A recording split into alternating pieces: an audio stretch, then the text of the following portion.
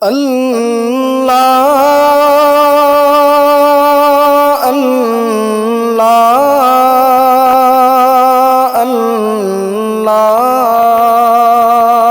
اللہ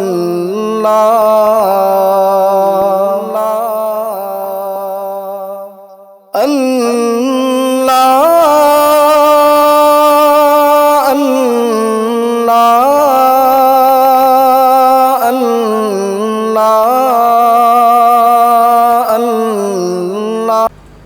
ناظرین گرامی، السلام علیکم ورحمۃ اللہ وبرکاتہ۔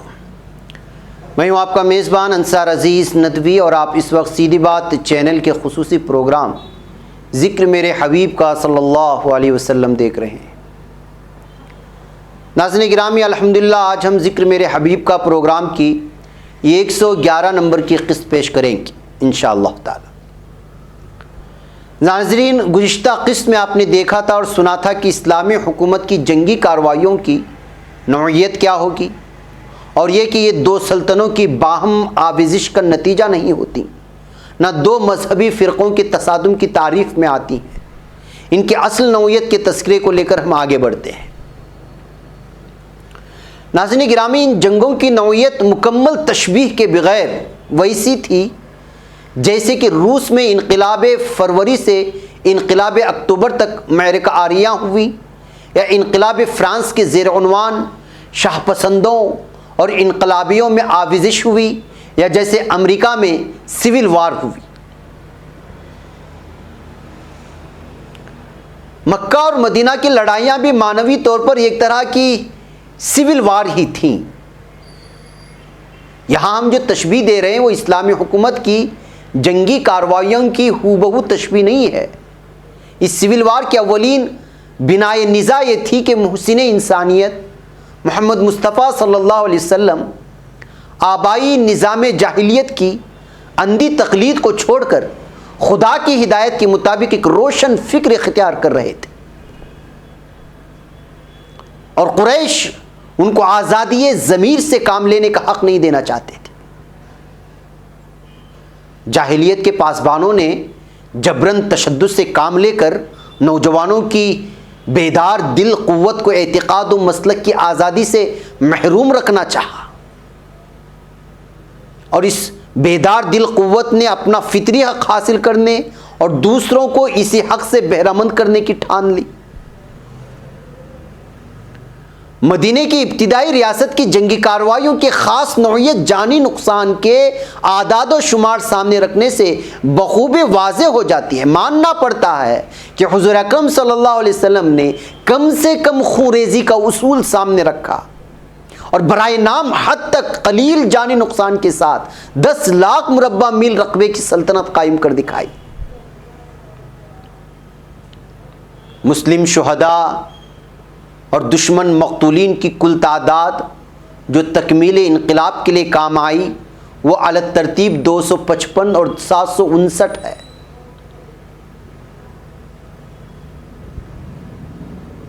مولانا قاضی سلمان منصور پوری صاحب کی کتاب رحمت للعالمین کی جلد دوم صفحہ نمبر 265 کا مطالعہ کریں، آپ کو یہاں تفصیلات ملیں گی۔ کئی لاکھ اربوں کی فلاح کا راستہ کھولنے کے لیے صرف چند سو جنگجو مزاحمین کا خاتمہ کرنا پڑا۔ اب ذرا اس تعداد کو سامنے رکھ کر معترضین اپنے نظریے و تصورات کو تاریخ میں نصب کر کے دیکھیں۔ یہ جنگیں اگر مذہبی تبلیغ کے لیے ہوئی ہوتی تو نہ صرف یہ کہ عیسائیوں اور یہودیوں کی طرح ان میں بدترین جفاکاریوں سے کام لیا گیا ہوتا، بلکہ اس سے کہیں زیادہ تعداد تو یہ کہ ایک جنگ میں موت کے گھاٹ اتار دی گئی ہوتی۔ اگر فاتحانہ امنگوں کے ساتھ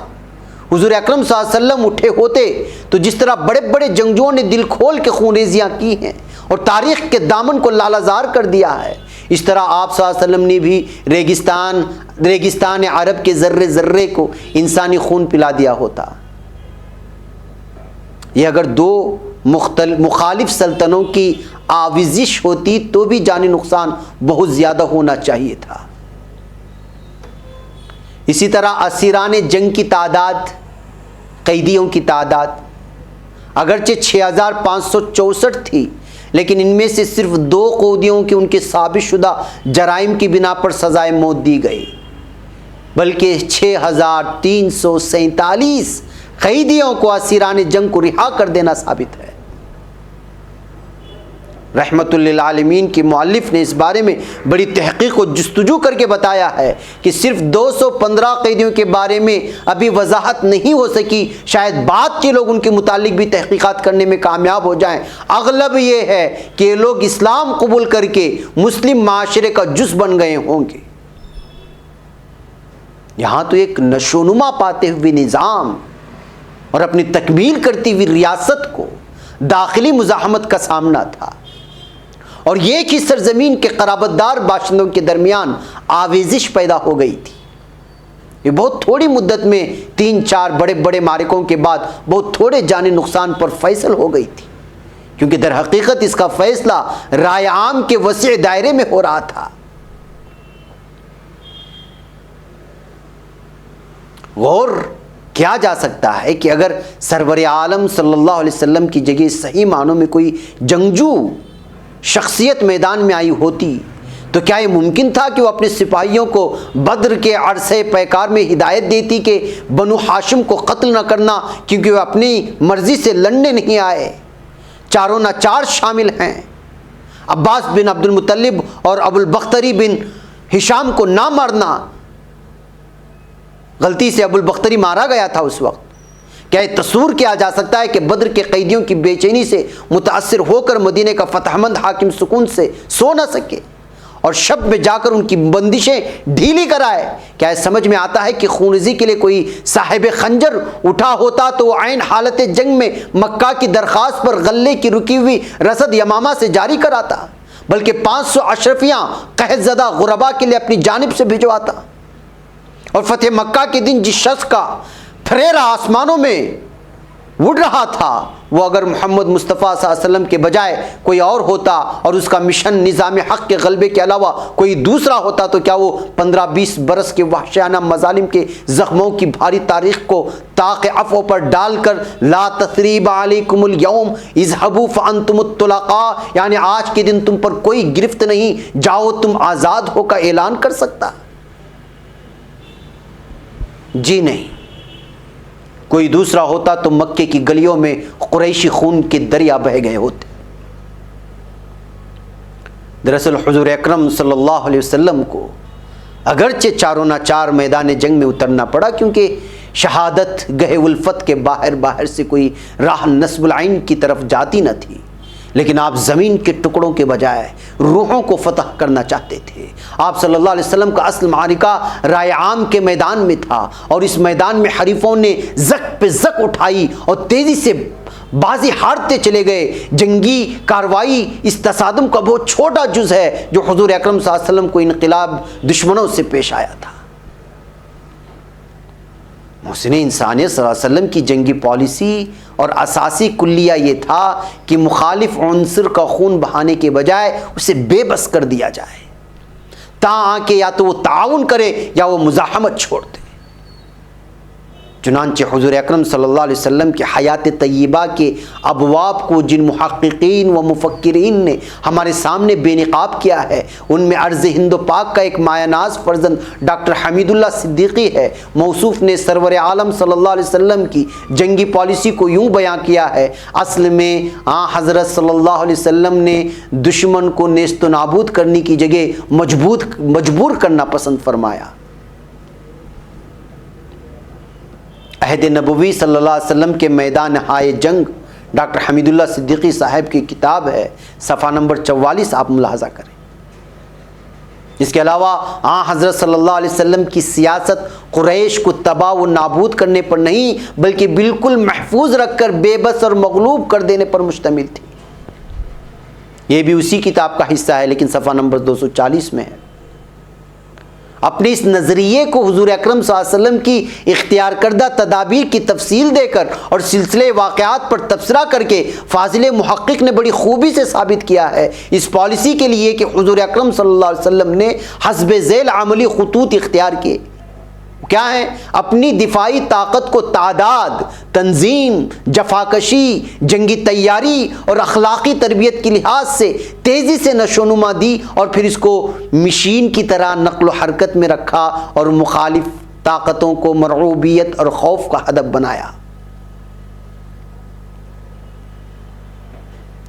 مکہ والوں کی تجارتی شاہراہ کی ناکہ بندی بلاکیٹ کر کے ان کا زور کو توڑا، ان کے زور کو توڑ دیا،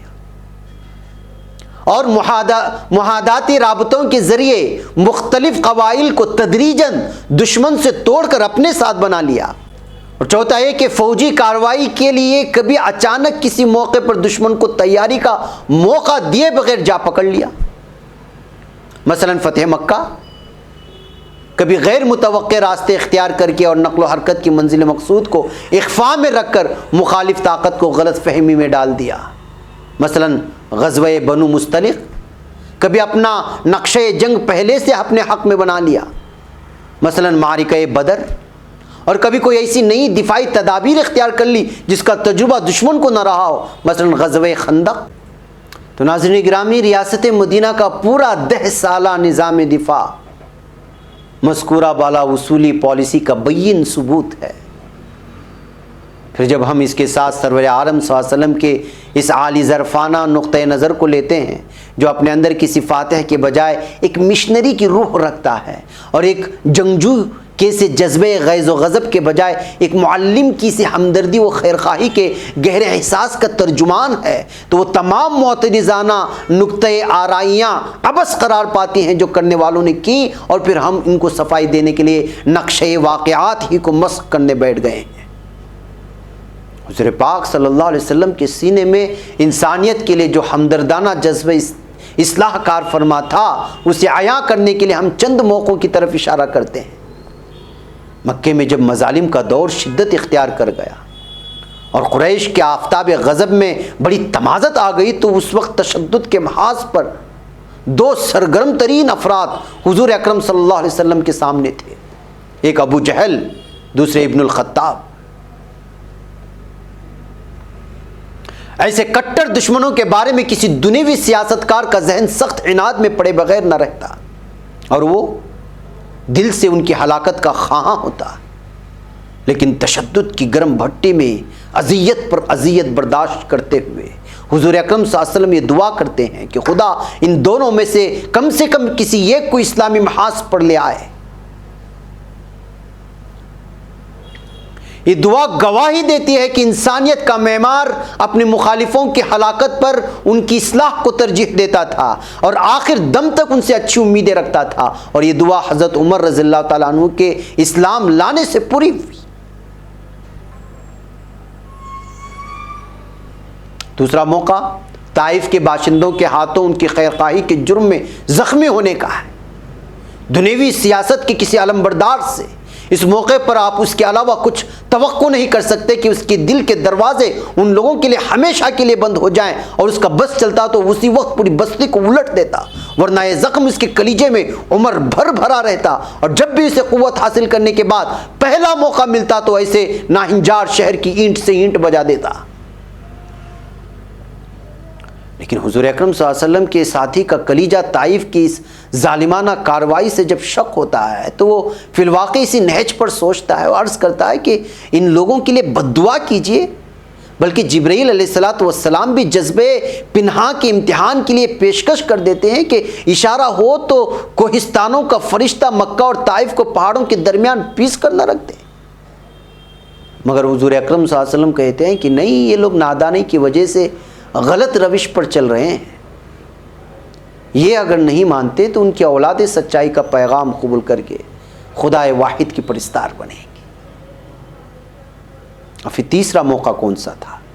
میں ضرور بیان کروں گا، مگر اگلے ہفتے۔ مجھے یہاں اجازت دیں۔ السلام علیکم ورحمۃ اللہ وبرکاتہ۔ اللہ